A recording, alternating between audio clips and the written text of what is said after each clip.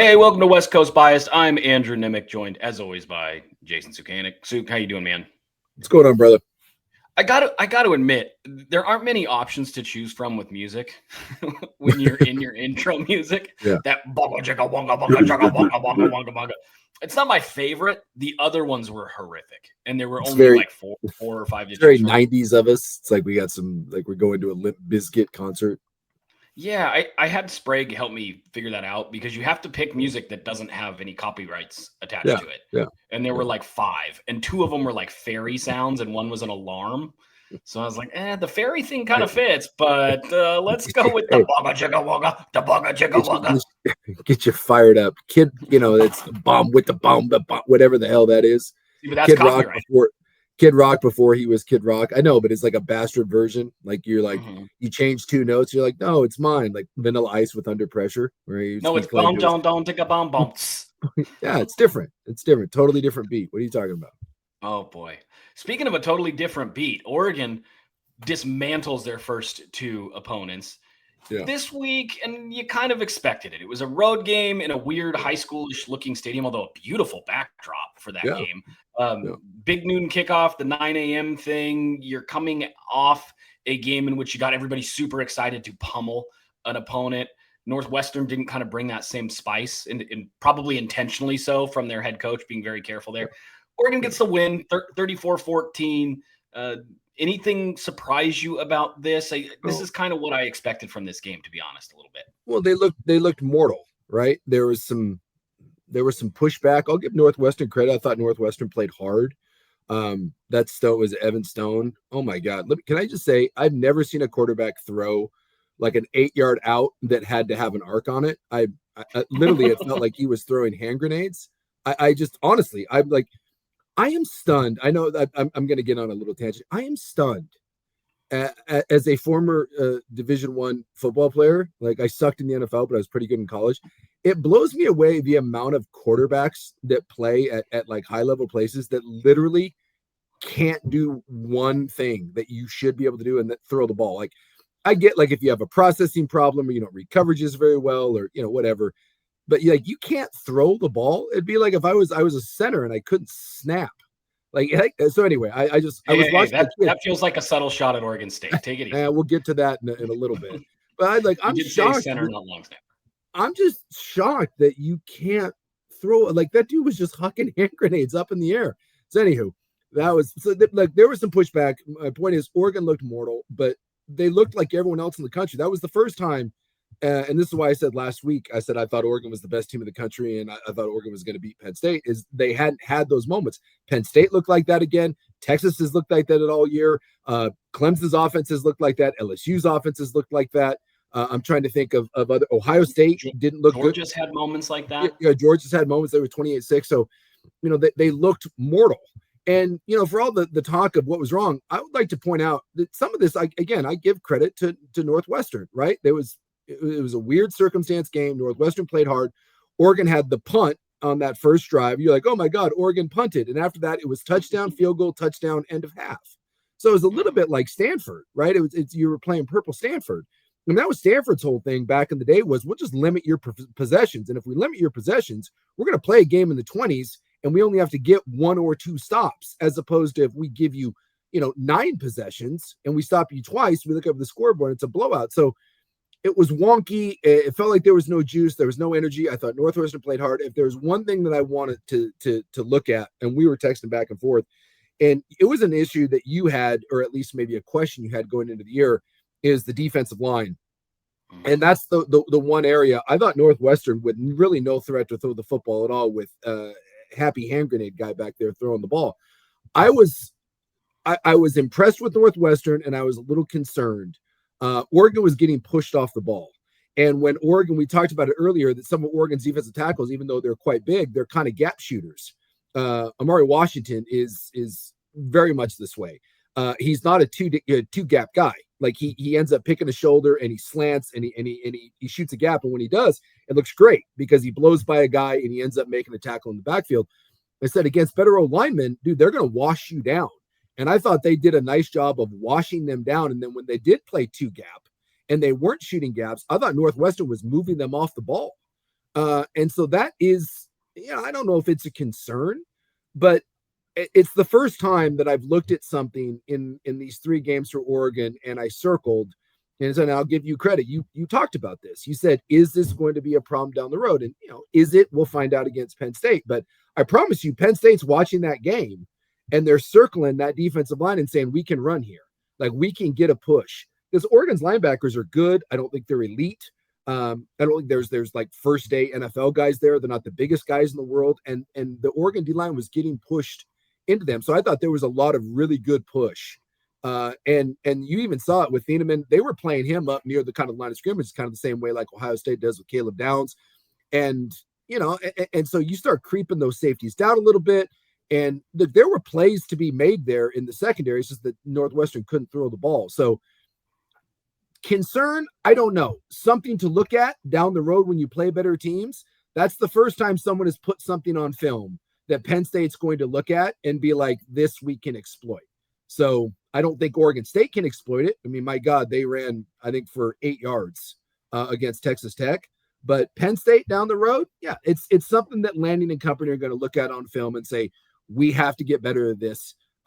We either have to stop with the D-line, playing one gap, taking slants, or if we're going to play 2 gap, we got to put some lead in our ass and play tougher on those double teams. We can't be getting pushed back up into Betcher and those guys because they're not rugged enough linebackers to fight through those. So that's kind of the one thing I'll look at. Through 2 weeks, I really did. I went back and listened to our preview show on Oregon, and I was like, was I way too pessimistic about this team, saying I thought they'd be 10-2 and would easily make the college football playoff, but they had some warts because they didn't look like they had any through those first 2 weeks. And I think this week was validation, vindication, however you want to say it, for folks who pointed out that there were some questions on this roster. Not that they're problems, but there were some unknowns. Yeah. One of which being defensive tackle. And frankly, I did think that was the big issue for this team. Would Dante Moore hit the ground running? Yes, he will. And were the defensive tackles up to snuff? And I think that is still very much to be determined. I think the first 2 opponents didn't punish them for some of the gambles they take in run defense. Northwestern played physical ball. And like you said, they pushed them back a little bit. It's going to get tougher than Northwestern. And in the Big Ten, there's going to be several teams that are quite a bit tougher than Northwestern. So I am a little worried about defensive tackle. I'm not in panic mode. I still think this is a great Oregon team. I think you finally have a point that is potentially a weakness. And when you look at a Lanning-Lapoy defense, when things crumble and when things have gone poorly, it has really begun with having to compensate for the fact that they can't stop the run with the D-line. They start creeping guys up. You start going over the top. Play action starts working, and it all starts to fall apart. That's worst case. That's doom and gloom. But if you look at the games they've lost, that's been the primary issue. Not being able to stop the run, which leads to play action, which leads to some stuff over the top. So this defense has some potential for that. That being said, it's still the best, most talented defense they've had. And I'm not hitting the panic button. I am still worried about the wide receiver depth. And I think early on, and they still, limited possessions and whatever, but early on, I didn't feel that a bunch of receivers were getting a ton of separation. DeCorian Moore was doing his thing. Kenyon Sadiq's doing his thing. I still worry about against good teams, will they be able to go to their non-Moore, non-Sadiq receivers consistently and hurt opponents and move the chains? Still think that's to be determined. And I think we saw a little bit of that this week. And then the other concern, and we talked about it once we started saying, hey, I'm kind of hearing Mekhi Hughes isn't the guy, or even maybe a guy. How explosive are they at running back? And you and I both said Whittington's a nice player, and he missed this week, and that's important to highlight, obviously. But we said, Jaden Lamar is not quite electric enough to really be your RB1 or RB2. Ideally, he's an RB3. He looked very RB3-ish this week. They didn't have a ton of pop. De'Aaron Hill's a guy I love. I don't know if he's the biggest guy in the world that you can give 15 carries to yet. I don't think he's there yet. I think he's a home run guy that you ideally get 5, 6, 7 touches a game and put him in space and hope he can break one. And Lord knows he can break them. He's averaging, 20 yards a carry almost in his college career. He averaged 17 yards a carry as a senior in high school. That's who he is.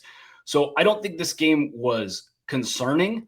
This was just the first game where I didn't feel like a fool for my preseason take that I'm a little bit worried about the explosiveness at running back. I'm a little bit worried about the depth at receiver, and I'm a little bit worried about defensive tackle. Now, again, I didn't say, and they're going to go 6-6 because of it. I still think they're a great team, but I think this was, again, this is the first time I kind of went, okay, I'm not crazy for thinking these issues might rear their ugly head at some point.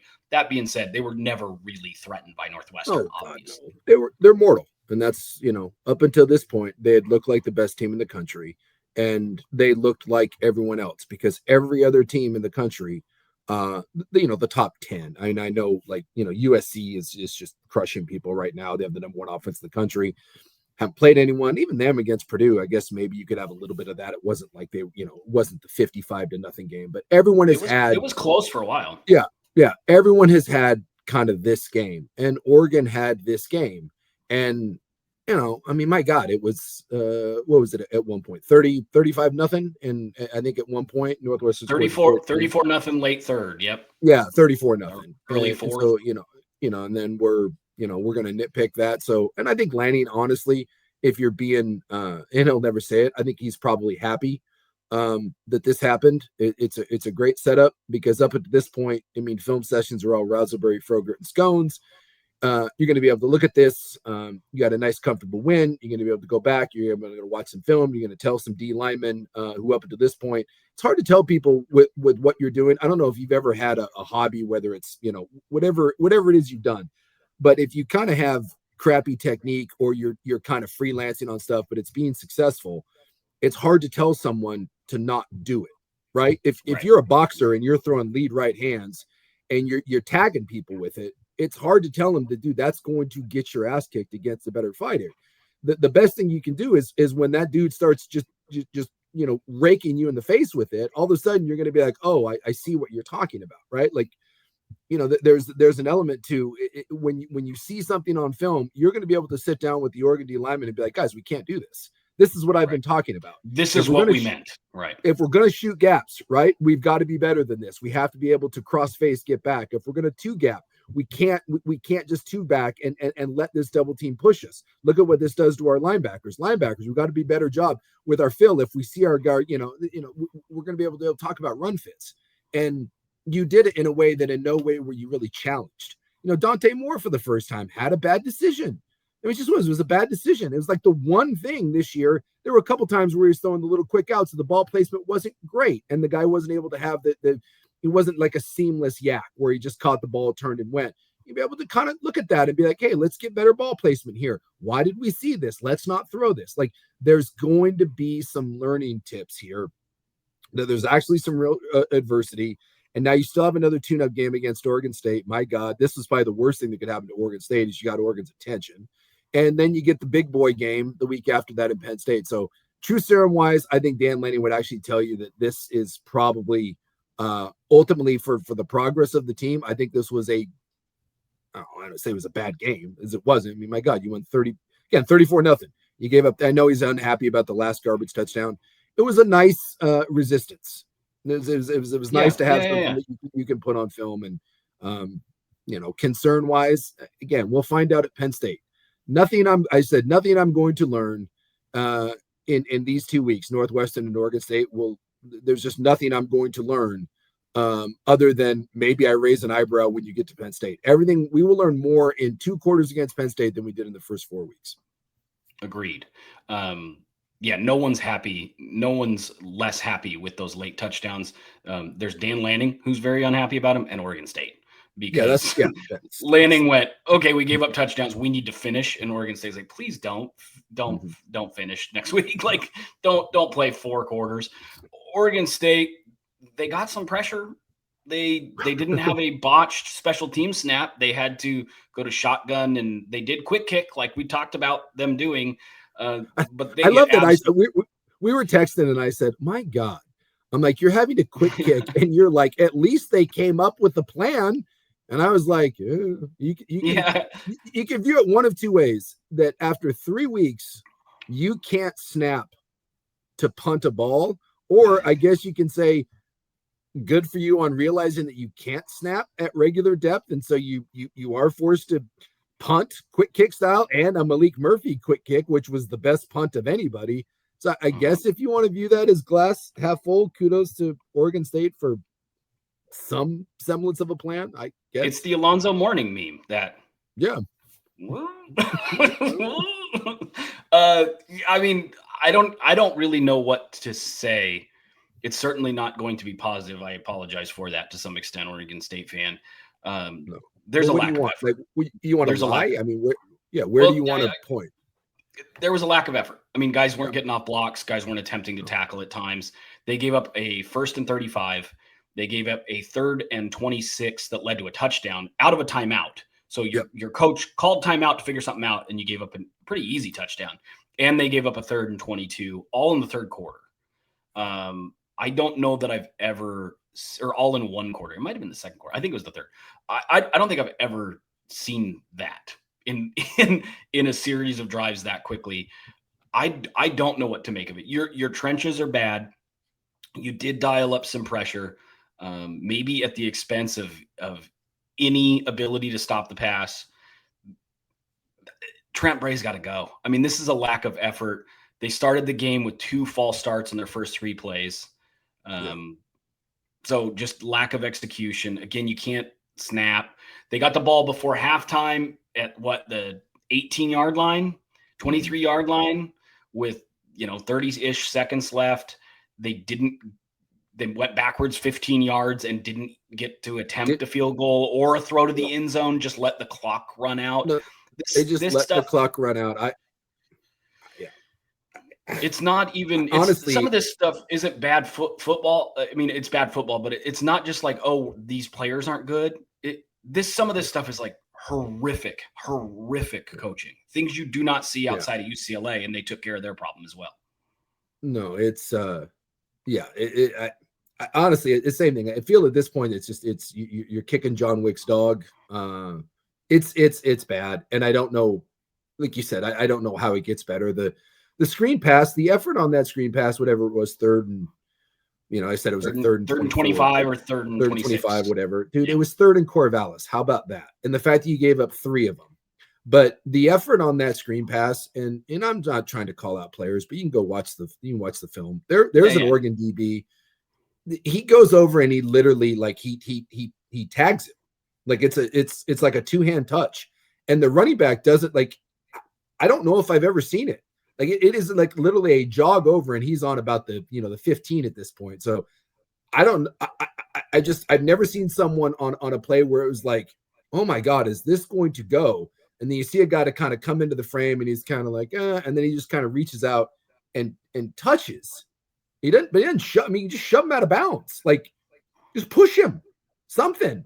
And then after he kind of touches him, he just kind of stops running and watch it. I was like, oh my God. And like I think you said, the procedure stuff, the special teams play, they ran for 8 yards for my God. They had negative yardage into the second half. Yeah. Running. This is a team last year with one of the worst O-lines. They still ran the ball well. And now Hankerson had 11 carries for 12 yards. And by the way, let's also Texas Tech to me didn't look that great. I thought Texas Tech played sloppy at times. I thought Morton was kind of they were aggressive times unnecessarily. It's not to me like I watched Texas Tech and was like, oh my God, this is like this elite team. Well, they look good, but dude, some of that I was like, there was plays to be made out there. And yeah, I don't know where you go. If you're Oregon, you can win that game however you want. I do think that, unfortunately, I think Landon's going to make an emphasis to finish the game. I think this thing's going to be, what's the spread? 35, I think, already. I would lay those points. This, to me, smells, 58, 58-10, 58-6, something like that. And then you got Houston.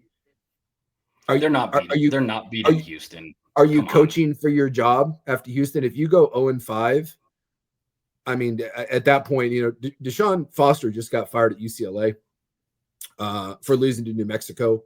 You've lost to UNLV, you lost to New Mexico. There's total apathy. I mean, we talk about it. That's the worst Power 4 job right now in America.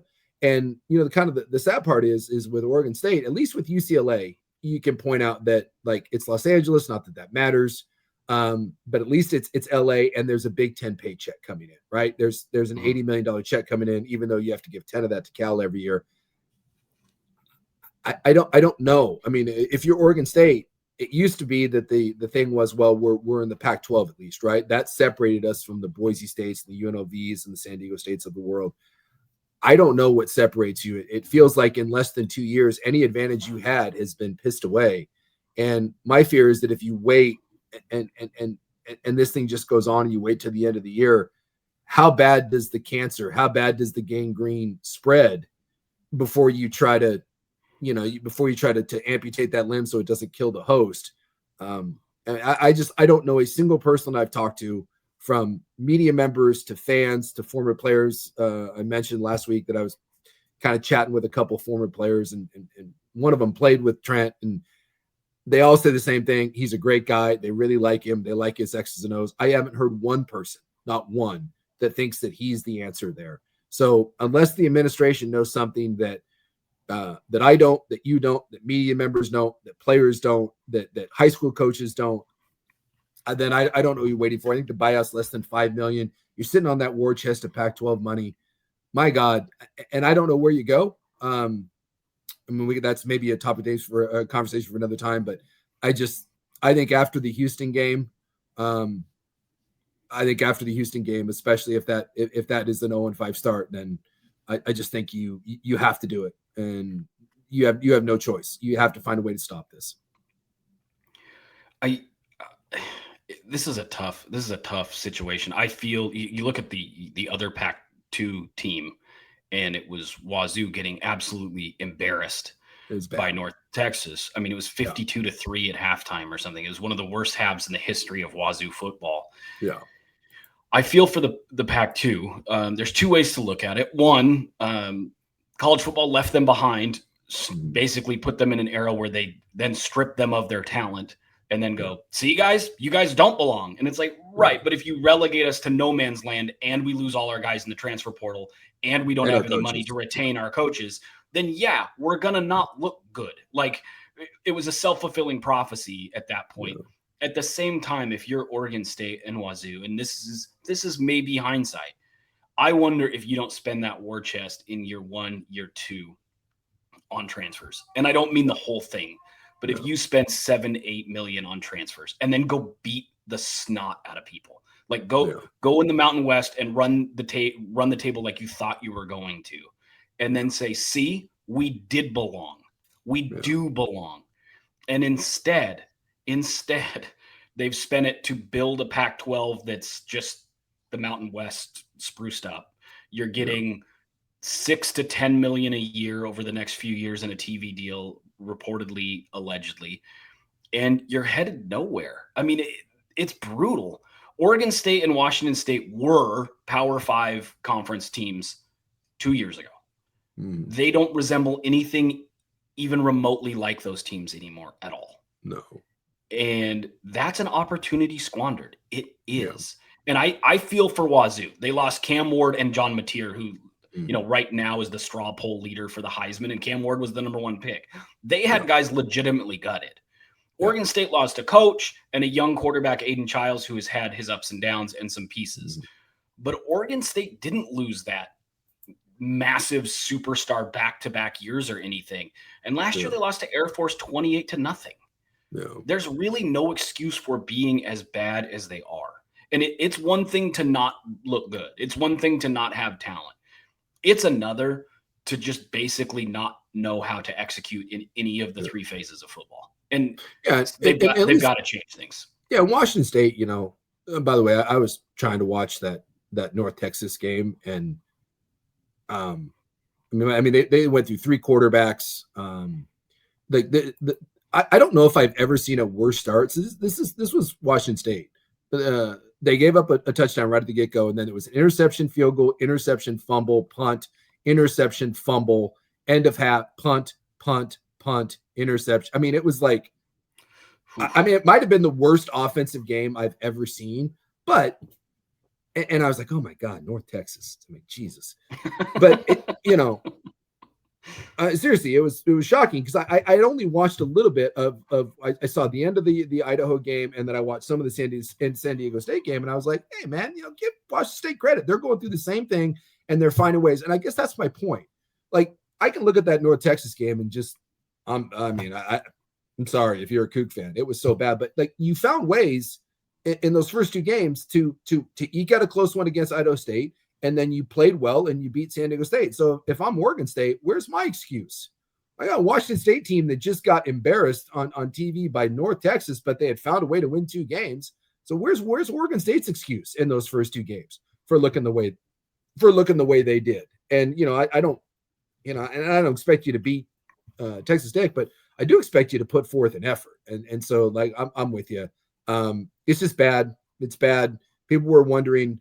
And actually, I had heard some people saying, hey, well, maybe this isn't the end of the world because you go down a level and, you're playing commiserate with more people that are on your level, the Boise States of the world. So maybe this can end up being a thing for you. And, you talked about that, or people were saying, well, maybe you can still end up being a college football playoff team, just at your own level.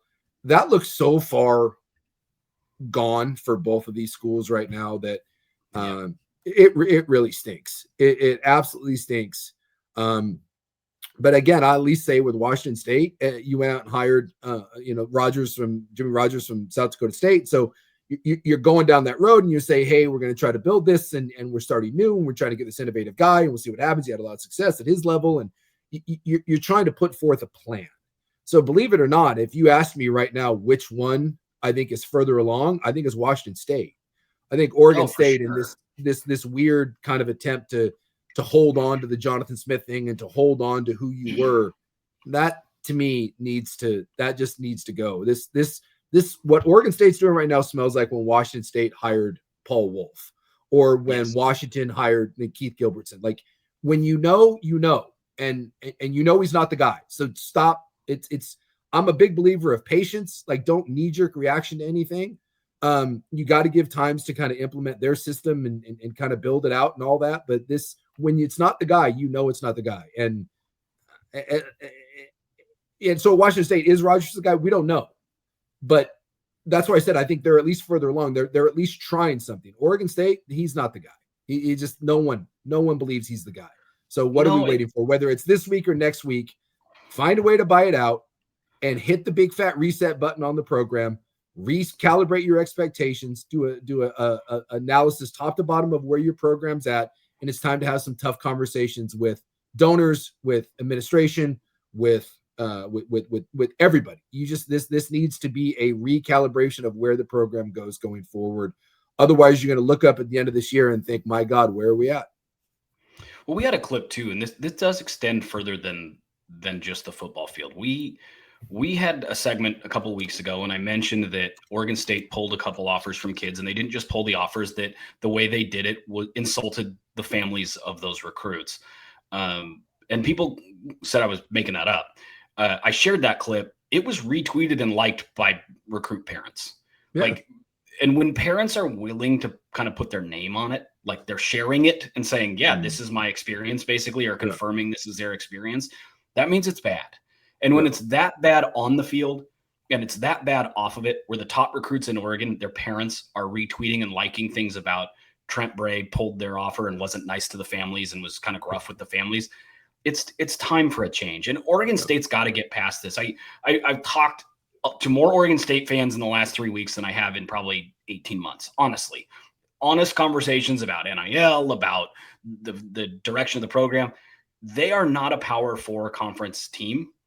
And anytime you suggest, or there are a group of fans who, when you suggest, you've got to find a new normal where you can be a Boise State or a Fresno State in those really good years where you find the right coach, find the right quarterback, make a run at the college football playoff. There's a certain sect of Oregon State fan who goes back to, we were robbed. We want to be a Power 4 conference team. Nothing other than that is acceptable. You can't look at it like that anymore, because even if you want to get to that point, you have to start dominating now group of 5 and really start dominate. Like go to this new Pac-12 and win it 4 years in a row and go 10-2, 11-1, be a problem in the college football playoff where they're like, Oregon State and Washington State are in this thing every single year because they dominate the Pac-12. You are so far from that right now. And just really understand, that's a terrible Fresno State. That's one of the worst Fresno State teams we've seen in the last decade. They beat you at home. This Texas Tech team is good. They're good. They're a top 25 team. Like you said earlier, they didn't look sometimes you beat a team 45-7, 45-14 late, and you go, man, that team just overwhelmed them. It's not how I felt. I felt like Oregon State shot themselves in the foot a few times. Texas Tech scored on a couple touchdowns that kind of could have been stopped for first downs, except there was a lack of effort. You've got to start looking competitive again, and I do think that starts with moving on from Trent Bray.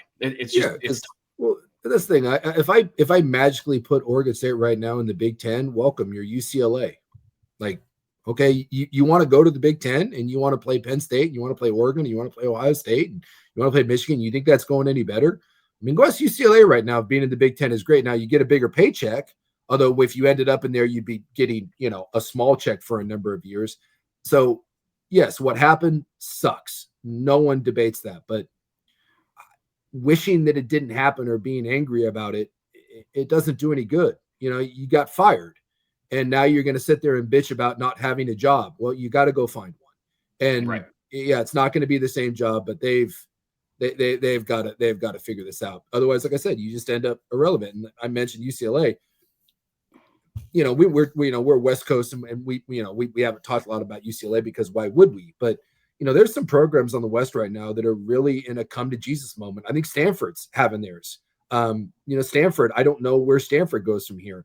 And don't tell me it can't be done. Cal's 3-0. Like I give Cal credit, right? Cal went and got a freshman, and Cal's 3-0, but Stanford is wallowing right now. But they're trying, right? They're trying. They went and found Andrew Luck, and they're trying to find their voice and see if they can get some footing underneath them. I don't know what the hell UCLA does. No one wants that job.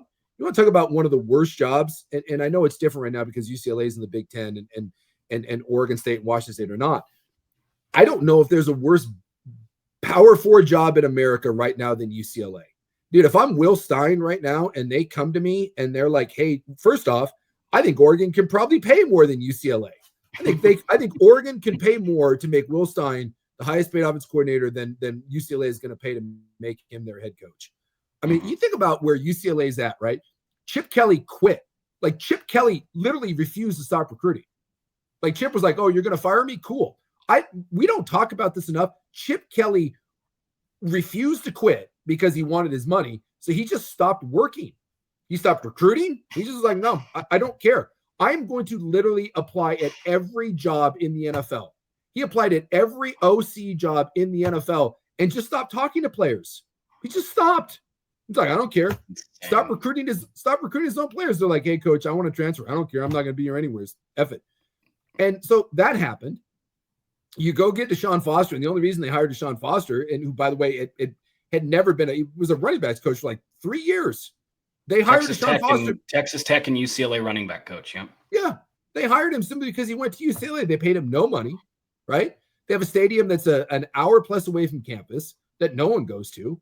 A couple years ago, Oklahoma came to town, and they ran a promotion that if you bought a ticket for the Oklahoma game, they would give you free tickets to other games just to try to get people into the Rose Bowl so it didn't look so bad when Oklahoma came in and whooped your ass, right? Like that, yeah. They have to pay Cal $10 million a year for leaving to the Big Ten. They have no money. There's no donors. There's no NIL base.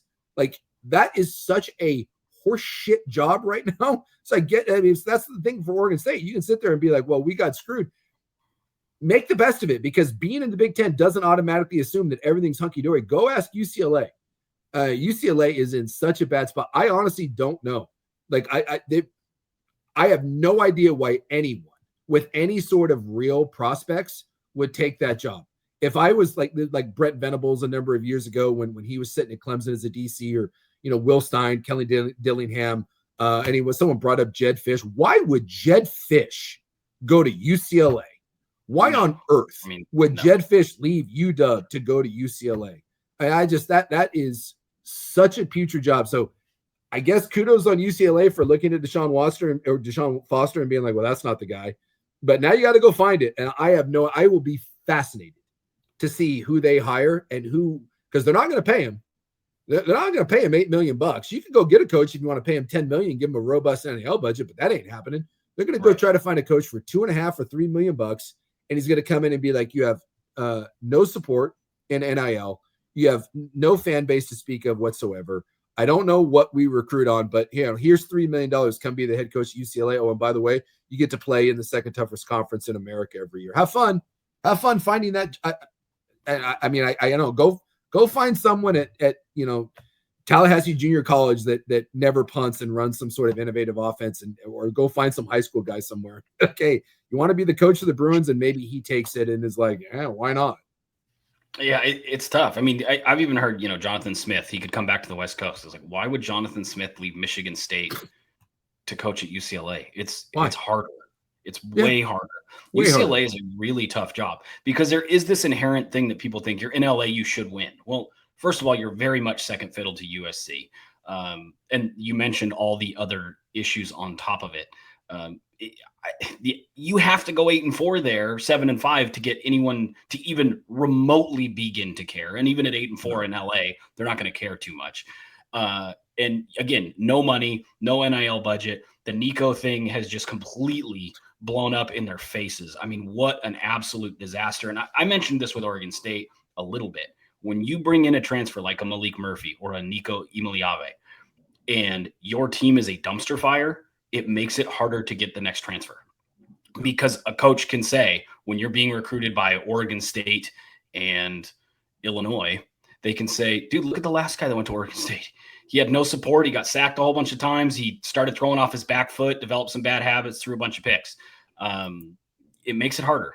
And UCLA is now going to be a very difficult place to bring in transfer talent because the Nico experiment is an abject failure. And I can't believe it, but Deshaun Foster's awful news conference at Pac-12 or a Big Ten media day looked like the worst thing I'd ever seen, other than his coaching tenure. Like, that perfectly epitomized his coaching tenure, where he's like, we're UCLA, we're in LA, so is USC. He coached as badly as that introductory conference went in at Big Ten Media Day. I can't believe it. I cannot believe we finally had that moment. Who was the coach that was it Jonathan Gannon that was going pew pew pew pew pew? And you're like, what the hell? And then you had Campbell talking about being ankle biters and stuff, and that panned out. We finally have a guy whose introductory press conference was an absolute S show, and then his tenure actually was an S show, just like his introductory conference.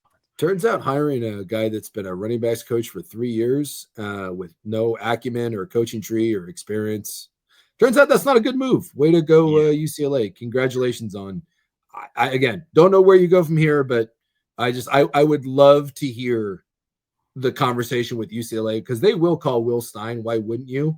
And dude, if I'm Will Stein's agent, I just look at him and say, dude, just stay here. And in a year, 2, whatever, you will have your pick of you can go be the coach at Florida in 8 months. Do not even tell UCLA. And by the way, we can use this to scare you up another $800,000 at Oregon because they'll pay for it. Just go tell UCLA to pound sand. I don't even know if you could use it as leverage. I think if Will Stein were to go to Oregon and be like, okay, I'm taking another $1 million a year more, and I'm going to go be a head coach at UCLA. They'd be like, dude, good luck. like we're not giving you any more money. If you really think that's the move, go ahead. You're not leveraging that job because no one thinks you're doing that. Go to die. Yeah, don't not good. Do it. Clemson, my national title preseason pick, in an absolute tailspin, loses to Georgia Tech. And seemingly someday the spokesperson for CTE, Hayes King, who just decides to stick his head down and run forward like 25 times a game for 80 really tough yards. I don't know how that dude's still alive. I don't know how he's not the most hurt person in the world. Every game I've ever seen of Georgia Tech is him hero balling as a fullback every play and taking every hit known to man. Clemson's in trouble, and Dabo is in trouble. I think, Clemson's for the first time. It's not good because Clemson had everything you could want. Like, and the funny is the down years at Clemson are 10-win seasons, right? And last year was a down year, and they made the college football playoff. Yeah, and won a game. They beat SMU in the college football playoff, right? If I'm not mistaken, I think they won a game in the playoff. Did they win? They might have. That might be. I thought they win. I'll check that. That might be revisionist history, but I'm fairly certain I thought they had won a game in the college football playoff. I think I said or maybe it was SMU they beat in the ACC. They lost to Texas. Okay, so they beat was SMU then in the ACC title game. I think that's probably what I'm thinking of. I'm just going to go with that because I don't want to keep looking stuff. Yeah. But they beat because they beat SMU to get into the playoff, and then they SMU made it in too. So like it felt like maybe the ship was righted, and they found real receivers.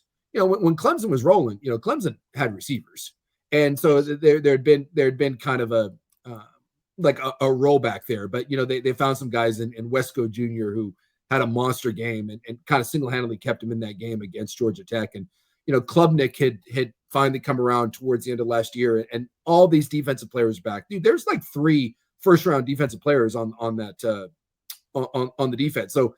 And it's a weak ACC, so you're like, dude, okay, so here comes the rebound of Dabo. Everyone thought so. That was like kind of the sexy pick. They were at least going to be in the conversation. And so now to see 1-2 in a very weak conference and your offense kind of be non-existent most of the year. I mean, your offense hasn't looked good once. That is a bit concerning.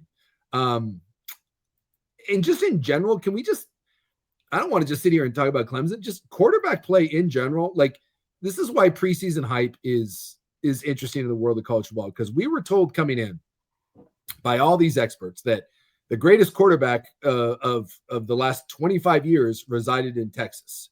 We were told that Cade Klubnik was the Heisman favorite and that Clemson was going to be a national title.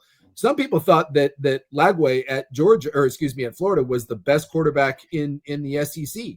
Like, we were told all these things, and, Drew Aller in Penn State was going to have the best offense in the country. And boy, I'll tell you what, you look around at some of the quarterback play, and it's either going to get people fired or at least from a coaching standpoint, and it's making a lot of people just look foolish, because some of what we were sold in the preseason, here we are 3 weeks in, it looks nothing. And I mean nothing.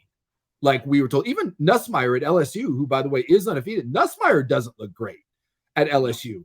Drew Aller at Penn State is undefeated, and he doesn't look great. I mean, the one guy, John Mateer, looks the part. Dante Moore looks the part. And Dante Moore is a guy that we didn't even know. Like Dante Moore, we were like, oh, let's see what we have of him. Dante Moore looks better than all those guys. And Mateer right now looks to be the best quarterback in the country. Yeah, and you were a Mateer guy, and he has lived up to it. But most of them absolutely have not. There is some bad quarterback play. And I also said this, and look, I've been wrong about a million things, and you're right about a million things when you do what we do. And, I talk for, 4 hours a day for the last 20 years on sports, but, and I'm not a big, I told you so. I'm not a like hold receipts guy, but I said in my 20 years, I'd never seen unnecessary and unwarranted hype like I'd seen with Arch Manning. And I actually said, I said, there is a better chance that, I think I said 6 weeks into the season, because I said after the Oklahoma game, I think that there will be a conversation of should Arch Manning be benched. You did say I said that. there's a better chance.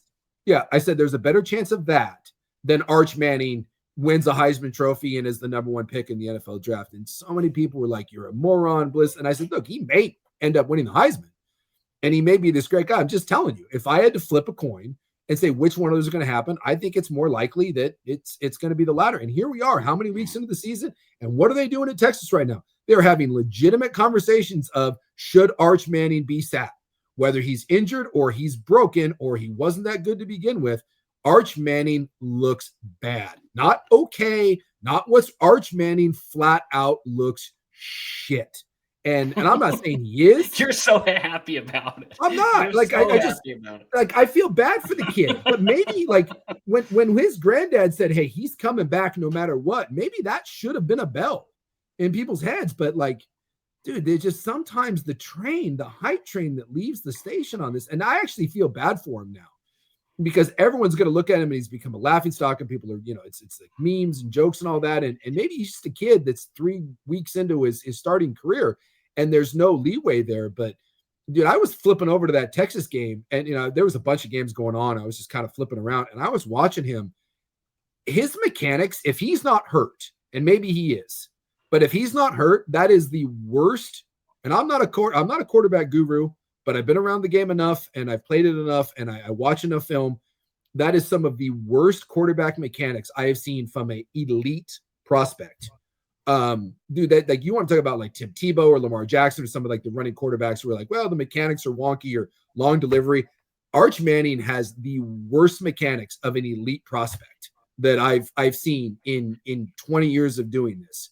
And like I said, whether that's injury or what, something ain't right down in Texas. So Paul Feinbaum, hey, enjoy your greatest generational quarterback I've ever seen. And Nick Saban is going to come out of retirement and the Cleveland Browns are going to tank to get Arch. There's some people, like I've listened to some people that say he's not a draftable player right now. No, he's like not. He's not. He has to. He's not. He was like 4 of 15 to start the game. I mean, he had like 9 incompletions in a row. Seriously, I do watch quarterbacks to evaluate them at some point. Yes. I watched some of his game this week. It's better if he's hurt. Truly. It's better for his draft stock. It's because if this is who he is, he has gotten the yips to the point that it's like a second baseman who can't throw to first base anymore. His mechanics are so – go watch his high school tape. He looks good in high school. He was a good quarterback in high school. That wasn't fake. I would have said he was like the 22nd best player in the country that year. So he's a bubble 5-star guy, but he was a 5-star guy for me. I thought he was good. His mechanics are so wonky. It's better if it's like, well, he's hurt. I went back and listened because the quarterback play's been so bad to our preview segment, because we talked about this at one point. Like, this is supposed to be the year of the quarterback. And we both said, be careful. And one of the things I said, and I think it proved accurate, is there are years where you could give anyone, because you said if I could pick any quarterback to put with any offense where I just knew I was getting good play, I think I'd pick Sam Levitt, because I know the floor is pretty high and he's got a high ceiling as well. My guy was John Mateer. And I said before, during that segment, that you could hand pick some years the quarterback before the season starts and still not hit. That's how hard it is sometimes to evaluate these guys, that you could give multiple national experts and say, you have Oregon's team. And I think that was the way it was framed. You have Oregon's team. You could plug in a quarterback and people would still miss. Here are the guys that were at the top of On3's list of top quarterbacks to start the year. DJ Lagway, 5 picks this week. Lenora Sellers, he did have a concussion, but he has not looked great. At number 3 was Cade Klubnik, who's been a disaster. At number 4 was Arch Manning. And there's still Nussmeier, who's not been good. Nico Imaliave, who's been an absolute train wreck. I mean, Julian Sayin made some people's top 10. He's fine. He doesn't look incredible. Nussmeier's been uneven. There's your quarterbacks that we started the year and everybody went, well, you almost couldn't miss with these guys. It's the year of the quarterback. There are 7 potential first rounders. And we both said it's really rare that you christen a group as special and you can't point me to a highlight reel of any of them having 30, 40 plays consecutively or 30, 40 plays to package together where I go, yeah, that's an elite quarterback. It was all potential. Lagway was potential. Sellers was tools and potential. Arch Manning, potential. All of this was just potential, potential, potential. We hadn't seen any of it. And that's why in the preseason I said, be careful with the hype train for Dante Moore. He could be great. He has all the tools in the world. He has elite arm strength. I've heard his processing is really good. But until we see it, we can't just say it's going to be good, because it could have been and it's not, and he's great. I mean, Florida thought they were set with Lagway. Texas thought they were set with Arch. Feinbaum thought they had the next great superstar of all time, a generational talent. Don't say generational around Ryan Clark, that it was a generational talent. It's just incredible that this is where we are 3 weeks into the year. We went from this is the year of the quarterback, and there are like 10 or 11 good ones. In fact, Arch might want to stay because there's so many good quarterbacks at the top that he might need to stay to make sure he's the number 1 pick. And now I think if you were ranking the best quarterbacks in college football, John Mateer would be up there. Dante Moore would be up there. Jaron Kiave Sangapulutele would be up there. Right. And absolutely he would be. And I think Sam Levitt would be up there. Now, Jaron Kiave Sangapulutele is not draft eligible for 2 more years, and he's the heir apparent to Dante Moore in Eugene when they go ahead and pluck him away from Cal. But he's not quite ready yet. But I think those are the 4 best right now. And I don't think Arch is a top 50 quarterback. I don't think DJ Lagway's played like a top 50 quarterback. So just be careful christening guys. From now on, new rule for the West Coast Bias podcast, like our edicts. If we have not seen a guy play super well, and we were already pretty careful with this, let's be careful about anointing them the next great, because there's a whole lot of programs that anointed their next great, and we've got a future first rounder who are looking after 3 weeks going, oh, crap, we don't have a quarterback. And they thought they had a top 10 pick. Yeah, and the other one, Marcel Reed at A&M, give him some credit. Oh, yeah, you're right. It's not always the prettiest thing in the world. He didn't complete a high percentage, but got great legs, moves around, and 9 touchdowns, 1 pick, and is averaging 6 yards a carry. And hey, 3-0 in the SEC. So that was another guy that was kind of like potential, but he's actually, he was kind of a lesser thought of guy than all of those, and yet he's delivered more so than the vast majority of those players. So. And then there's Drew Aller, who's just the old, I guess, like steady Eddie, and they're undefeated, kind of rolling along. But again, I watched Penn State. I keep waiting for Penn State's offense to like impress me, because they win every game by like 30 points, and I'm telling you, every single time. And maybe they're just so bored and lazy, and they're like, wait till Oregon and the light comes on. I keep watching Penn State, and it's like a sickness. I just watch them, and I'm like, this is the week, right? Like, this is the week that everything comes together. And by the way, 46-11, 34-0, and 52-6. And I don't know why. Like, it doesn't look good to me. They're a slow poison, man. They're a slow, physical Big Ten poison. So maybe I am just being lulled, and I am just going to look like an absolute fool, and Penn State is just going to come out and absolutely bully the hell out of Oregon. I just want more. I want more from Penn State. I want to be impressed. I want to stop watching a Penn State game and just be like, whoa. Now there it is. And I'll get you now, because Penn State's got a bye, and then they welcome Oregon in. So I want that game to get here. I am salivating over that to find out, because Oregon has looked the part and Penn State hasn't, and Penn State gets a bye and welcomes. I just cannot wait for that game. Have my eyes been lying to me this whole time, or is Penn State just playing possum? Are they just sitting there? I think it's vibes check, like we talked about in preseason with Niners, Seahawks. I think this Penn State team is really physical up front. They'll be coming off a bye. I think Penn State should be favored. I do slightly, but it's at Penn State and they get a bye. I think Penn State -3 is probably what I would put the spread at. And I would be really hard pressed to pick Oregon in that case. I would. I have concerns about their explosiveness at running back. I do. I think it's an issue. I think there's potential for them to be run on.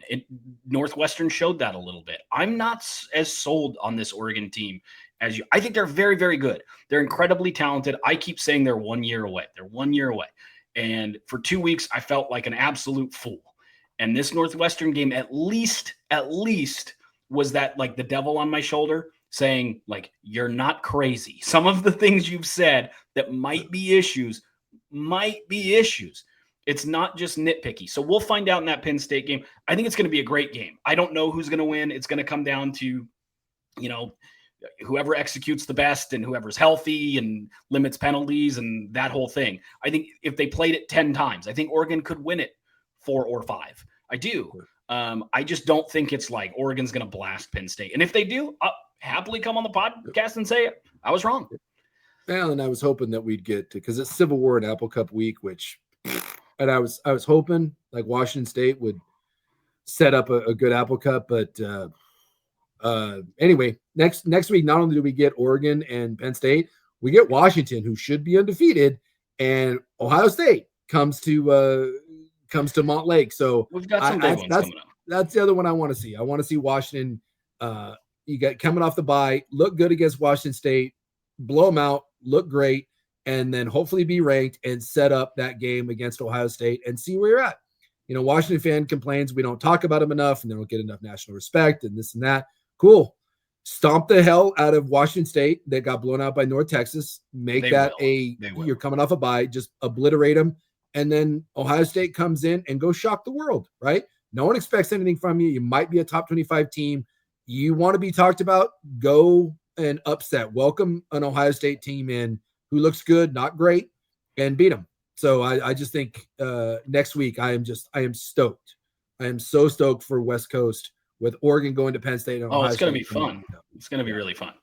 If you're a West Coast fan in the NFL, you're pretty happy this weekend. The Niners pick up a 26-21 win over the Saints. The Seahawks beat the Steelers 31-17. It's exactly what we thought, Sue, coming into the year. McCorkle Jones, Jake Tongas, the Niners kicker is Eddie Pinheiro or whatever. It's exactly what we thought. Reliant on Mac Jones piecing this thing together.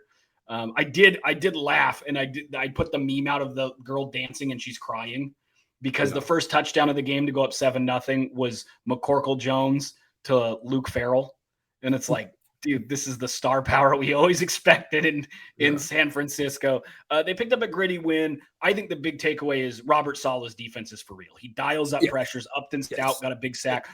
Mikael Williams is legit. That dude had some plays that blow your mind. In both of those games, their defensive line has called game. They've finished it. We had the Abe Lucas truck sack, and then it wasn't and that was Bosa who pushed Abe Lucas in. It wasn't Bosa. He came from the other side. I forget who it was. But one of their other edge. But the series before that, it was like 3 Bosa minutes left. Yeah, Bosa and Williams both drove their guy back, and they both kind of collectively got there. Yeah. Bosa got credit for the sack. Then the next drive was Huff. So they ended 2 drives for the Saints to end that game. Yeah, and give credit. I saw Pro Football Focus had it. 5 of their top 6 graded players in this week were their offensive line, and one of their offensive linemen actually even went down, and they were playing with another replacement. So. Give the freaking 49ers, man. I mean, they're just and Juwan Jennings, he's been sitting there, and I keep waiting for his Achilles to tear, and he goes in there and has the 42-yard touchdown. Juszczyk went down in the game. You're like, here comes another injury, and they just find a way. Those sons of guns, and they're just it's just gritty. And I know that New Orleans isn't very good, but if you're the 49ers at this point, you're just treading water, right? Like that's the whole point. But you got Arizona and Jacksonville coming up. Look, is it crazy to think that this squad can find a way to ham and egg their way to 4-0? Because I don't think it is. Like you mentioned, Saleh's defense is for real, and Shanahan's system. Look, is McCorkle Jones going to be the end all, the be all? No, but again, 26-39, 279, and 3 touchdowns. I mean, look, Mac Jones was a Pro Bowl quarterback, and if they can get Mac Jones don't do that. No. I'm just saying if they can get him to do not dumb things, and he didn't do dumb things, right? He wasn't trying to do too much. And one of the criticisms of Shannon's offense is it's so rigid, right? It's not like Burrow and Allen and Mahomes where they're given all this freedom and they're changing. It's like, no, you will play in my system. Damn it, this is what we're going to do. This is my protection. This is how we're doing it. I want A to B, right? We're throwing the ball here or we're throwing the ball here. And if it's not there, it's a check down. And some people are critical of that, right? Some people like Kurt Warner want these systems that are just given so much control to the quarterback. And, and you really have to be a true student of the game. The Mike Martz offense is where you're reading coverages and deciding where you're going with the ball, based on all these wonderful different things. And that's not Shanahan. Shanahan's like, look, you will play in my system. And maybe there is something to the fact that Mac Jones isn't that good and he's not that talented. But you know what Mac Jones can do? He did it when he was at Alabama, and he did it in his first year in New England. He can play in the confines of a system. I'm not asking you to be Joe Burrow. I'm asking you to be McCorkle and just do this. And when you do this, let's also not forget that under Jimmy Garoppolo, who's the definition of do this, you were a play away from winning a Super Bowl. And I'm not saying that there's too many injuries and this team doesn't have the high level talent of it, but all of a sudden, and I watched that game, I have some hope that McCorkle can do some things here and until the team gets healthy. And when your defense plays like this, maybe the Niners have a puncher's chance. It's not as doom and I'll tell you what, it's not as doom and gloom as I thought it was when Purdy went down and I'm just like, oh my God, dude, it's just another one of these just and lost Kittle. seasons with injuries. And Kittle. Yeah, and Kittle. They throw in a Farrell and a Tongas. Shanahan and John Lynch are the the money ball, where it's like, we can't have a Jason Giambi, but we could create one in the aggregate. And it's like, if we put this Luke Farrell blocking together with Jake Tongas and we morph this together, we can get 65% of George Kittle. I don't know how they keep doing it. Like, if you'd have told me, okay, the Niners can win, it's going to be a close game, but they're going to need Farrell and Tongas to get some key first downs. They're going to need, it's not going to be a great running game, so they're going to need Jennings and Pearsall to combine for about 150 yards. I'd be like, oh boy, it's tough sledding. They just went out and did it, and I give them credit. The biggest takeaway for me is Robert Saleh's defense. That dude, maybe he doesn't have the personality to be a head coach or whatever. It just didn't work. But that dude is a really good defensive coordinator. Yes. And when you put him with Kyle Shanahan, you've got a chance to do some special things. And, we said that the one thing that we did say about this defense is, I don't know how good they're going to be from day one, but they're probably going to be better in week 13, 14, 15 than they are in week 1 or 2, because they have so many young pieces. If that's true, and Upton Stout continues to, advance and be a playmaker and kind of limit some of the penalties, although he got a pass interference that was horse crap. Mikael Williams starts to be a guy. Looks like Alfred Collins is just going to get weeded out of this thing, at least for this year. Like, he kind of needs a redshirt year. But if they can stay healthy, this defense should be better week 12, 13, 14 than they are right now. And that's scary, because that means Ayuk's back, Purdy's back, Kittle theoretically is back. If CMC is still healthy, if his Achilles is still intact, suddenly I did have a couple conversations with Niner fan this weekend. I have some Niner fans in my life. I myself, admittedly, am a Niner fan. We were kind of doing if you squint and we don't have any more injuries and we're still on the rails week 13, 14, 15, this team could be scary, because I'm not really that afraid of anybody in the NFC. And here we are back to square one of believing the Niners can do it because of a great game from McCorkle Jones and Luke Farrell. Oh my God, what is wrong with me? Well, it's the NFL is just, it's you can convince yourself of a lot of stuff. Like I said, if you squint hard enough. And look, let's be honest, that division, the Cardinals are 2-0. I don't know if you see, they're not. Yeah, good.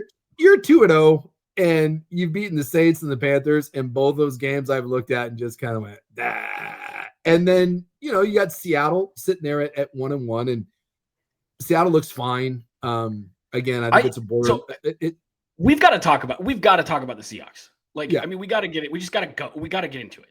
Yeah. This Seahawks team is so very strange. Yeah. To me, the offense looks a little too formulaic. To me, Sam Darnold is starting to turn back into a pumpkin. At the very least, he's got an orangey tint, and it's not just his hair. When he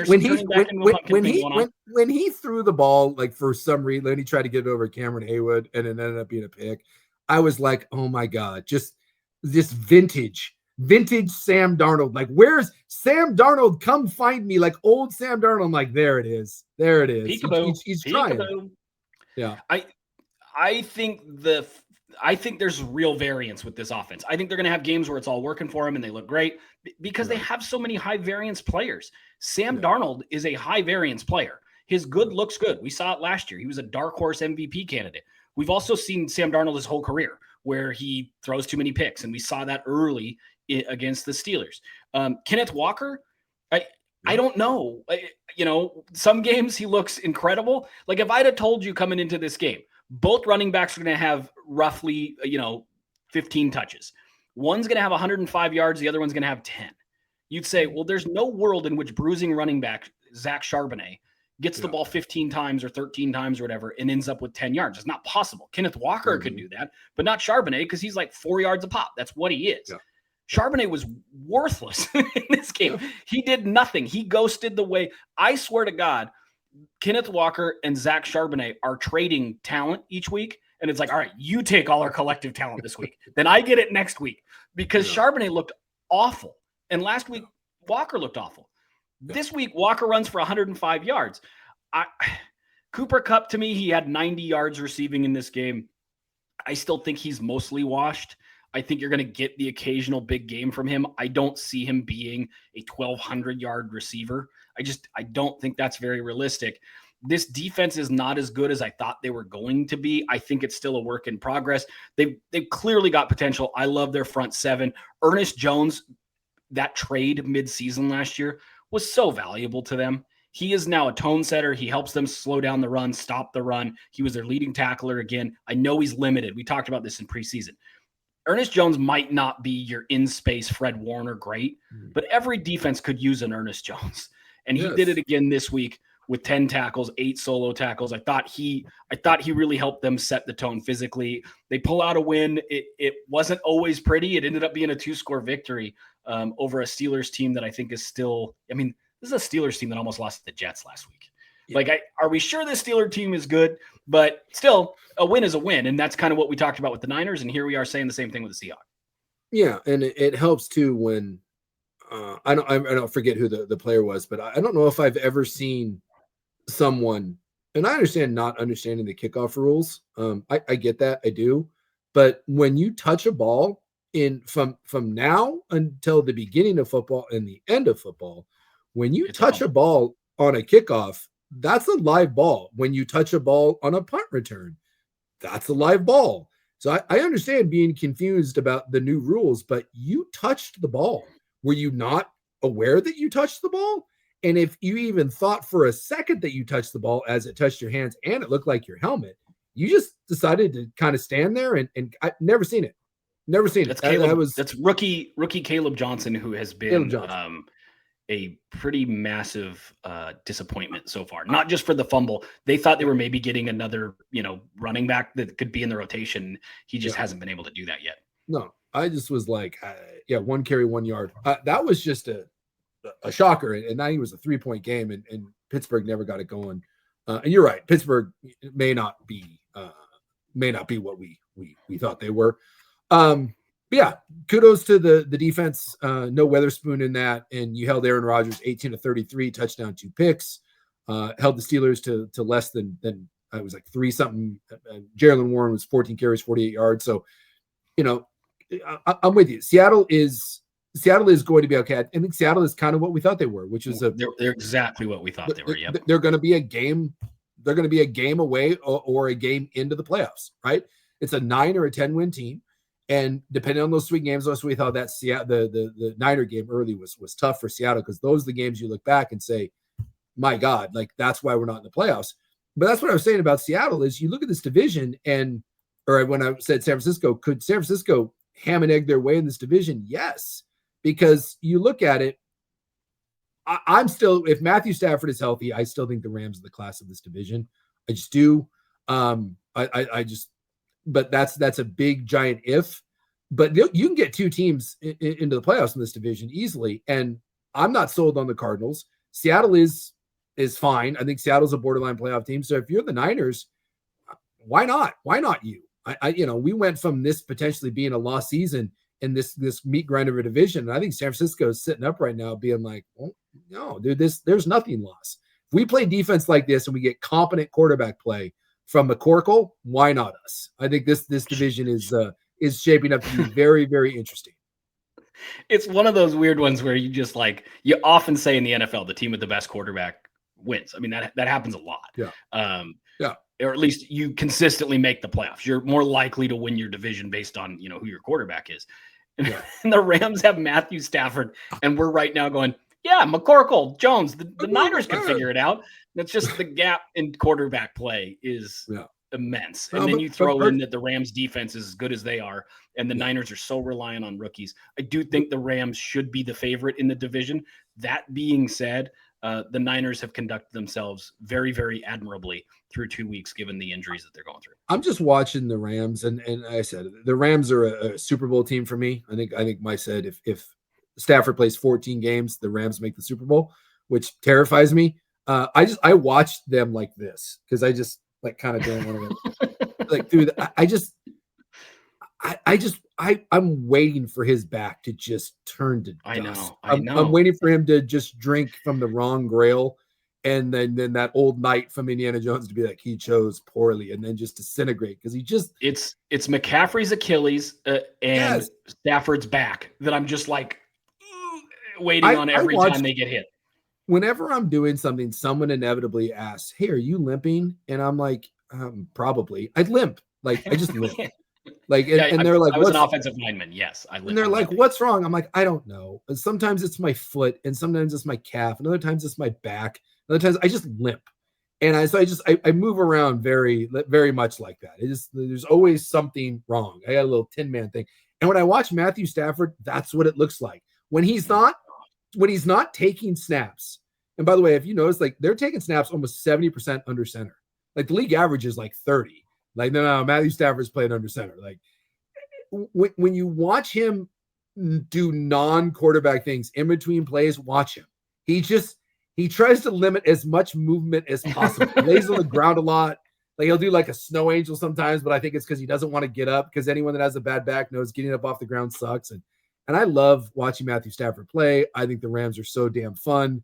I just wish we could get a 4 or 5 year ago Matthew Stafford with this squad, and you'd have something. So it's the class of this division, but I have zero faith that back is going to hold up over 14 games, which is why I say all of a sudden I think this division, even with McCorkle and Kyler Murray and Sam Darnold, I think it's a very, very interesting and fun division. There were 5 things that stuck out to me this week that were like borderline malpractice. So we can spin the wheel of those. I'll give them to you, and then you can tell me. The Falcons running the ball almost exclusively every first down, to the point that if it was second long, it was a pass. If it was second short, it was another run. And I correctly predicted 17 plays in a row that whether they were going to run, pass, or run play action pass, because when they run play action, you can see it coming too. So there's 1. 2, Jalen Hurts quarterback play. Yeah. Holy cow. Can we please stop calling him anywhere near top 5 quarterback in the NFL? Good God. The Bengals offensive line, we have begged you and begged you and begged you to address it. We talked about it 2 or 3 years ago. I did a rant on primetime on 105.1 The Fan. You can listen from 3 to 7, Monday through Friday. That's your show with one Isaac Robb. That the Bengals just were so poorly run that they didn't support when they had a generational receiver, two elite receivers, and a generational quarterback. They gave him no offensive line and no defense. Well, Burrow's out for 3 months. And if you listen to people who really know injuries, they're like, yeah, that's the absolute like best case scenario. Yeah. He's done. Even if they make the playoffs somehow, he's done for the year. So there's that one. Shane Steichen somehow for the Colts late in that game against the Broncos. They got the ball to where it was a 60-yard field goal with time and timeouts. And they just elected to run to the middle of the field, lay down, let the clock run out, and attempt a 60-yard field goal, which their young kicker missed. But because the Broncos had some sort of personal foul penalty going over the center, they got to kick it again. That's coaching malpractice. That is coaching malpractice. I can't believe that with time, instead of trying to do anything, they're like, yeah, we're they don't have Brandon Aubrey. No. Their kicker is young. I think he's a rookie, and he's not particularly good. I mean, he hasn't missed, but he hasn't really kicked much. So he's not one of those guys that makes it from 60. I thought that was insane. And then Patrick Mahomes we're just letting Patrick Mahomes skate off of, not being able to complete the deep ball anymore and making a lot of mistakes. Mahomes, and I read this stat last week, Mahomes is 33rd out of 34 qualified quarterbacks, you have to have played in a certain number of games and thrown a certain number of deep passes in efficiency downfield. He is literally one of the 2 worst quarterbacks in the entire NFL throwing more than 20 yards downfield. Not for this year. For the last 2 complete football seasons, the 2023 and 2024 football season, he had another egregious miss. And it is time to start having conversations about Mahomes coming back down to earth. And if you were drafting quarterbacks to win you a game today, yes, if it was 3rd and 7, I'd take him. If I had 1 minute and I had to go the length of the field, he'd be in my top 2 or 3. He's not number 1 with a bullet anymore. Josh Allen and Lamar Jackson are very much in that conversation, and Jalen Hurts doesn't belong anywhere near that conversation anymore. If anyone with a serious face tells me that Jalen Hurts is a top 5 quarterback, I am rescinding your ability to discuss football. Jalen Hurts looks like dog shit lately. I love at the end of the game that he got caught on mic where Chris Jones was like, man, he's like, you didn't even throw for 100 yards. And Jalen Hurts just with it. You shut the F up. We're about to win this game. And look, it's true. They were talking about it. Like the Eagles don't, they just never look good. And yet they just win. They just win. And that's why AJ Brown's going to be reading books on the sidelines. Like they don't, I mean, look, this was, I think, the 28th or 29th passing attack last year, and they won a Super Bowl. So they find a way, which is like it's the whole. They have Mahomes a great offensive line. They have a great offensive line. If you put Mahomes in Philly, like I don't know, like I tend to give Mahomes the pass because he's Patrick Mahomes. But you're right in that he doesn't look the same. But it's like their receiving core, like Taquan Thornton, like Hollywood Brown. Travis Kelce isn't what he was. They don't have much of a run game to speak of. I mean, they're literally trying to do they're piecing it together. They're piecing it together. And Mahomes had the 1 deep ball, the Kelce interception. I mean, he just that's not on Mahomes either. But yeah, I mean, 16 to 29 for 187. Right after Kelce threw an absolute S fit on the sideline and is like, I'm tired of this shit. And that was his whole thing. And then the very next drive, he fumbled. It wasn't a fumble, but he mishandled a catch that led to an interception. And so how about go. Well, we were talking about Travis Kelce. Did you see the stupid Chiefs, since we're just on it right now? And then I promise I'll let you get back to it. They wore free Rashee Rice shirts in pregame. Oh, no, I didn't see that. He accepted a 6-game suspension and he could have killed people. This isn't like he was suspended for free speech and it's like free Rashee Rice. Kelce and another player wore like free 4 shirts with Rashee Rice, like let him out. It's like, dude, awareness much. Like I get that whole meme of like the free so-and-so thing. I get it. Rashee Rice is the wrong one to wear that shirt for. Yeah, dude's real lucky. That dude's real lucky because he's had multiple. Oh yeah, I see it right here. I didn't see that. That's terrible. That's terrible. Yeah, I mean, I get, maybe supporting your teammate, but yeah, dude, multiple car crash, hit and run, felony charges, like that's come on, man. You might want to pick and choose your battles. You might pick and choose your battles.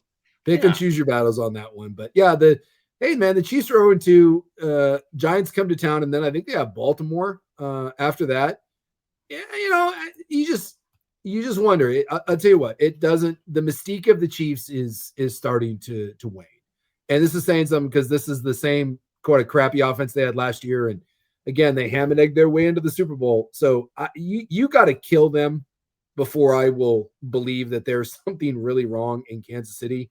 But you're right in that these last 2.5 years, the offense certainly doesn't look the same. And the defense was more responsible for their last Super Bowl than their offense ever was. I said it was an elite defense. And then you had the best 3rd down quarterback I've ever seen in my entire life. And I don't think the defense is what it was. It's not the same defense. I don't think this is quite as an elite a unit. And, to be fair, Rice is going to come back. Worthy's going to come back. And so we'll see what this offense looks like when they're fully capable and someone reliable for Mahomes and maybe someone that can stretch the field. but 0-2, and it's just, again, I would say it's not a worry for me, but it's something I would keep my eye on, that there may be some real regression going on in Kansas City. Not everyone stays on top forever. So that's, I want to agree with you. I wanted to give Mahomes some flack. He to me has just, and this is kind of what you're talking about, he has just gotten such a leash from me. Like he gets a complete pass from people. He gets a complete pass, and people are like, he's good. Again, you said Rashee Rice and Worthy are back. 2 years in a row now. Last 2 years combined. He's 33rd of 34 quarterbacks. I understand everything you're saying, and I want to, my brain agrees with you. My brain wants to say, yes, I see what you're talking about. And then, like, I can't make my mouth say something's wrong with Patrick Mahomes. I just can't. I've seen it too many times. Something's wrong with Patrick Mahomes. I've seen it too many. 17 seconds left. Josh Allen going to the Super Bowl. No, you're not. Yeah, that 15 guy bet. Go watch the Super Bowl where they got annihilated by the Buccaneers, and tell me if that isn't the single greatest, like, Jon Snow facing the onslaught moment. Patrick Mahomes had zero help in that game, and he looked like he damn near like kept him in that game. He had one play where he went Superman style and like threw it, should have been a touchdown pass, and like I think it got dropped. It might have been, I don't remember who it was. Like he had plays in that game where you're like, what is happening? Like, you have no chance of winning, and Mahomes is still like, I'm the best player on this field. I'm just terrified to talk crap about Patrick Mahomes, even though I want to agree with you, and I see what you're saying. I can't bring myself to do it. I've been traumatized too much by, and it's possible I may have bet against him a time or two. I will never. I can't. He absolutely terrifies me. That, like, the more we talk crap about him and we doubt him, because I want to see Kansas City kind of go away. I'm over Kansas City. And I just feel like every time, like, we talk crap about him, it's like, it's more voodoo magic. It's going to be some sort of weird, like curse where I have to start paying attention to his wife and his brother. And then they get really good again. I just hope quietly they kind of lose games and just kind of go away. You owe an NFL team an apology. And I think it's a perfect place to end it.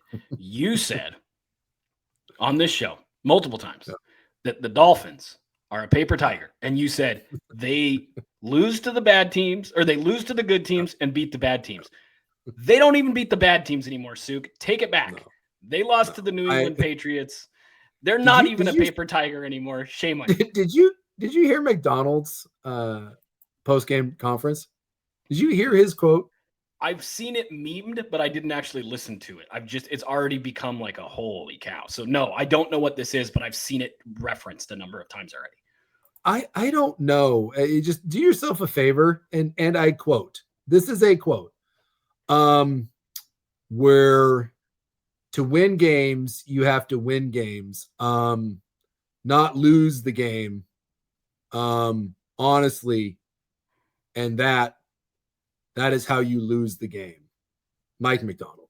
There's my dramatic reading of my, and I'm telling you, it's worse when he says it. That's just that whole thing. I said it at the beginning. That was dead man walking. Team is irrelevant, and the Patriots aren't good. That just, the Dolphins are absolutely cooked. Again, fire him now, fire him a week from now, fire him a month from now.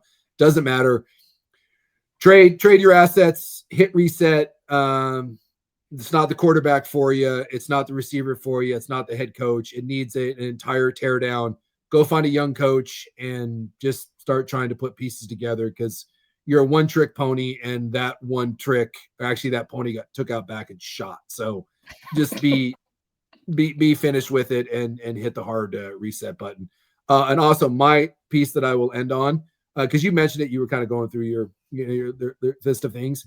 The JJ McCarthy and the Warrior, and like the Minnesota, it's like Super Bowl, it's great off of one quarter. He has played 8 quarters of football. He has looked like horse manure in 7 of them.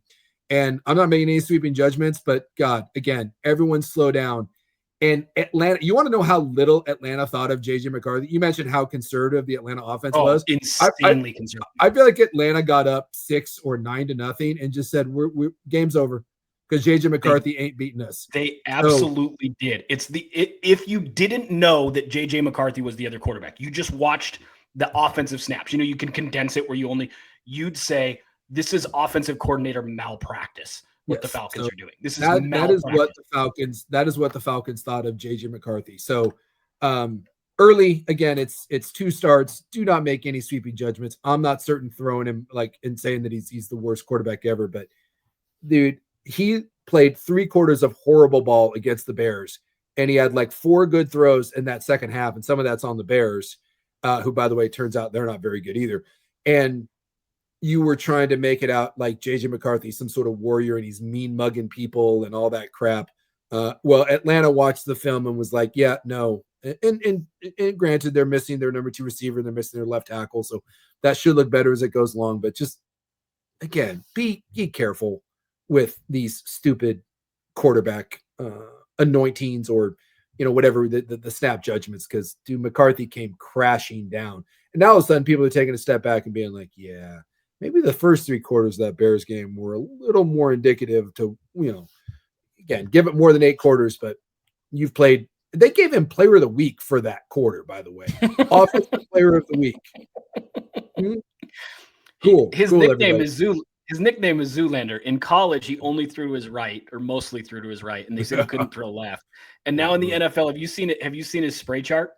Yes. It's only the right, and he threw 3 passes to his left. He's Zoolander. And what have we said a million times? The NFL, if you have a weakness, whether that's as a left tackle, a running back, receiver, or whatever, if you have a weakness, the NFL will expose it. And if all you can do is throw fastballs, you're in trouble. The NFL will take it away and will make you throw a second pitch. And if you don't have one, you can get exposed real fast in this league. So we'll see.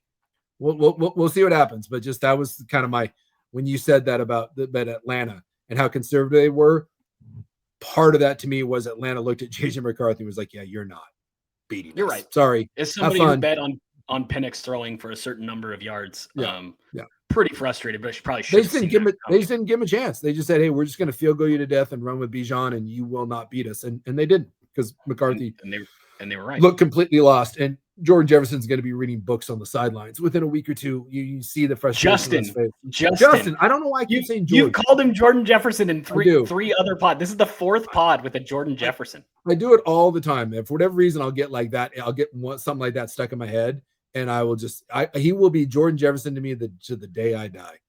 You know, the one I did for literally 2 years was Noah Whittington. I called him Noah Whittingham, and I did it on I don't even know, for a solid year. I definitely did it on primetime a couple times, and I had to literally look up his name for the preview show this year to make sure that I didn't say it wrong, because it just was in my head as something else forever.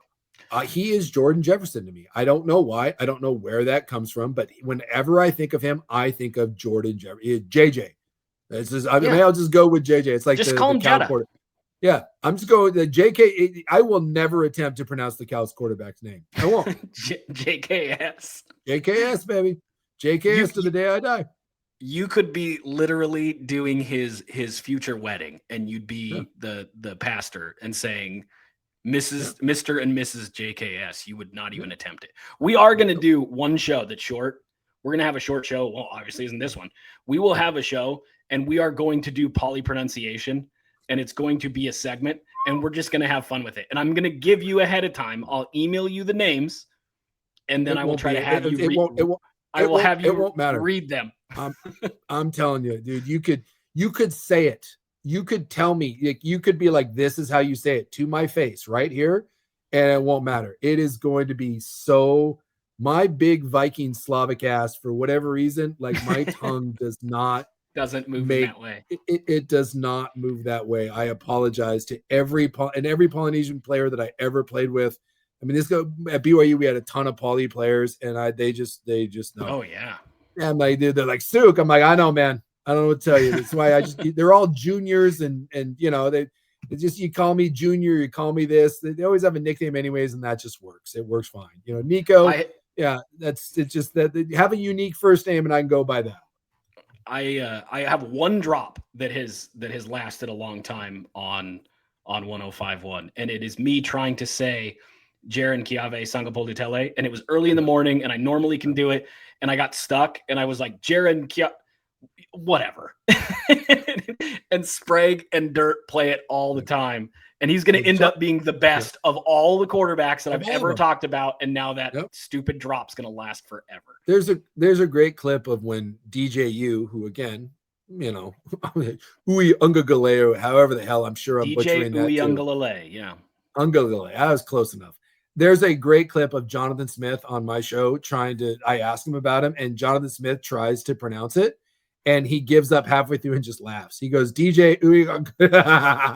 And I'm like, that's his own coach. If his own coach can't say it, then the hell chance do I have? There you go. Please like, subscribe, not because of our pronunciation of poly names, but because of our football analysis and general football acumen. At least we would hope. I do appreciate that at one point in this show, instead of saying like, have you ever developed a bad habit playing sports? You were like, have you ever had a hobby, Nemec? And you just like didn't even try to be like, you know, when you played this and this and this and you had this, you just go like, do you ever get really into knitting where you just like knitted a mistake a few times? Doesn't work. You know I appreciate that you didn't even try to be like, do you ever play a sport where like you got the yips or anything? You just went, Nemec, you ever have any hobbies? It's like that. It's like a hobby. Play guitar, you can't make that A chord. You know, it happens to the best of us, man.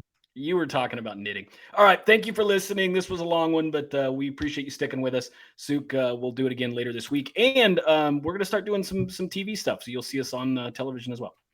Yeah. Sounds good, brother.